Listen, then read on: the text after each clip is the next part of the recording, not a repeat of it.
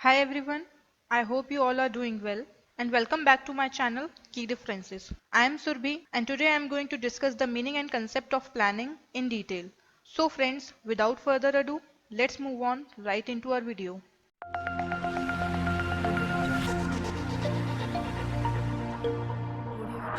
To understand the term planning, let us first learn the meaning of plan. Plan is a framework as regards the list of steps to be followed with a proper timing, sequence and resources to be used so as to achieve the desired objective. In simple words, to plan means to create a design for future. It is the end result of the planning process. In planning, we decide in present about what is to be done in future. So, what we do in planning is we think in advance about the future course of action to be followed. It is a systematic process of determining through the formulation of strategies the right set of resources and steps required for the attainment of organization's objective. To perform the process of planning, it requires the managers to be aware of the environmental conditions in which the organization operates, as well as the planning function is performed after analyzing the past results and present situation of the firm. In a nutshell, the objectives are defined and a course of action is determined to achieve those objectives. Features of planning. After learning the definition and meaning, we can derive certain common features of planning. Planning is goal-oriented. Planning would be meaningless if there are no goals to achieve at the end. Hence, planning is a goal-oriented process which involves defining the objectives of the organization for achieving them timely and effectively. A sound planning process can help in prioritizing the objectives and achieving them easily. Planning is the primary function of management. Planning acts as a base for the entire function of management. It lays the foundation of the process of management. As to perform any activity, first of all planning is undertaken. All the functions of management are interconnected in nature and they are of same relevance for the firm. But the other functions of the management can be performed only after the proper planning is done. Next, planning is pervasive in nature. This means that all the levels of management and departments of organization require planning. So, it is not limited to just one level or department of the concern. The top level management creates plan for the entire organization. Such plans are long term. On the other hand, middle level management makes plan for their department and such plans are for a year, half year or quarter. Lastly, the lower level management makes plan for the section of the organization. Such plans are for very short period, that is for the next day, week or month.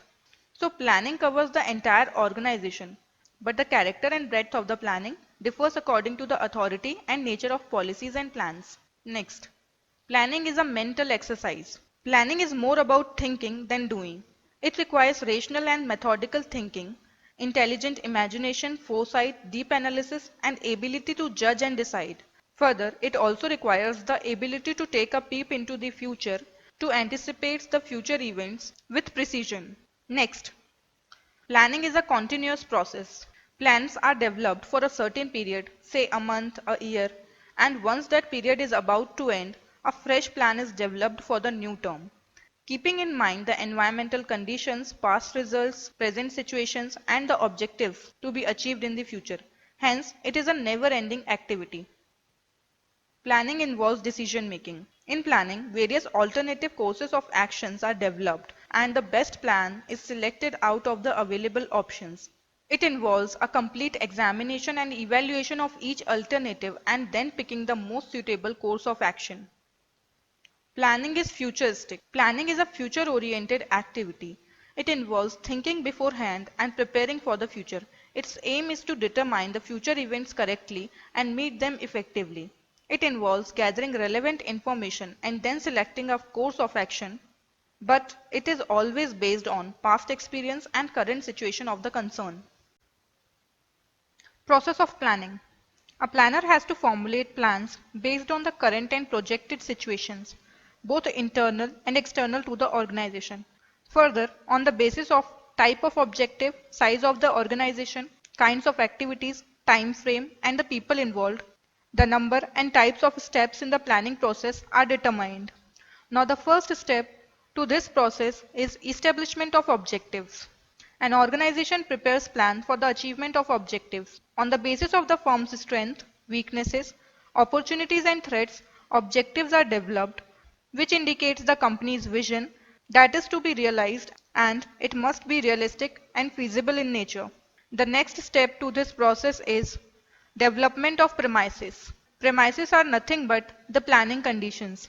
Whatever plans are made by an organization, they are based on certain assumptions, estimates or projections relating to the future happening of the events. These premises represent the flow or trend of the different variables during the period. They are of two types: external planning premises and internal planning premises. External premises may include government policies, demographic factors, demand forecasting, technological factors, competition, etc. Whereas internal premises include resource abilities, sales forecasting, organizational structure, organizational rules, policies, etc. Identifying alternative courses of action.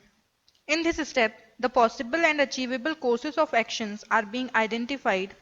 An alternative refers to the different ways, solutions, methods or options which are used to achieve the particular objective. Next, after the search and scrutiny of various alternatives, the next step is to evaluate the alternative, wherein the planning team would try to find out the potential of each alternative in the achievement of objective, considering the resources and limiting factors. It is a fact that all the alternatives which are chosen must have their positive and negatives, which are analyzed in this step so as to determine its suitability as to demand, profitability, risk involved, capital investment, competition, technology required, etc. Next, once the evaluation of the alternatives is complete, the next step is to select the best course of action which provides the maximum benefit with minimum input. While selecting the right alternative, the managers must keep in mind their resource capacity and constraints. Further, a comparison is made among various alternatives to identify which alternative has the potential to realize the objective timely and effectively. Next, after the selection of the best alternative is complete, now it is the time to put the plan into practice, for which necessary strategies are developed. It involves communicating with all the departments of the organization, delegation of authority, allocation of resources, preparation of budget, integrating and directing efforts, monitoring the performance, etc. Last step to this process is follow-up, in which the results are reviewed so as to check whether the plan is developed and executed successfully or not. Importance of planning. Planning provides direction.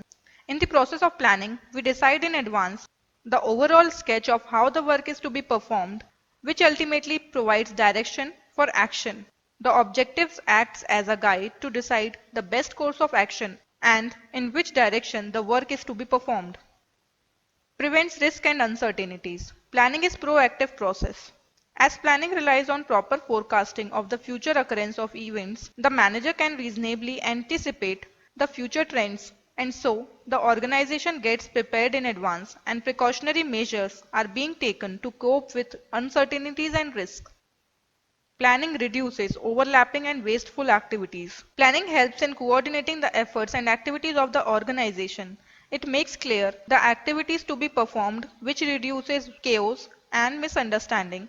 Therefore, unnecessary and overlapping activities gets reduced, as well as it facilitates identification of inefficiencies and corrective actions are taken whenever required, which improves operational efficiency of the concern.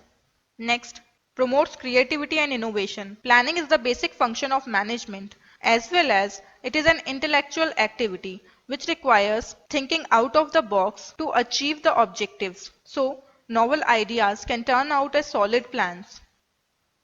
Facilitates decision making. As we have already discussed, planning requires taking a peep into the future and choosing the right alternative amongst the various alternatives present. In this process, the planner, that is the manager, has to evaluate each alternative and then decide which option is capable of working successfully.